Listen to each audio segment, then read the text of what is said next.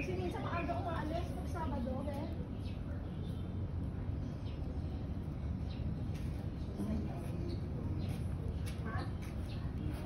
Kinakain niya yung dahon.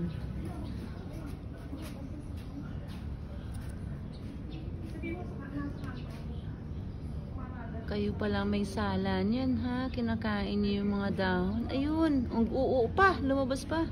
Naglabas pa ng uo yung isa. Ah, tapos may maliit. Ayan na maliit na uod. Ayun siya pag malaki. Ito yung maliit oh. Yan. Nangingain ng ano oh. Nangingain siya ng ano. Yun, kinakain niya. Oh. Ibang klaseng uod niya. Oo, munti ka muna madali.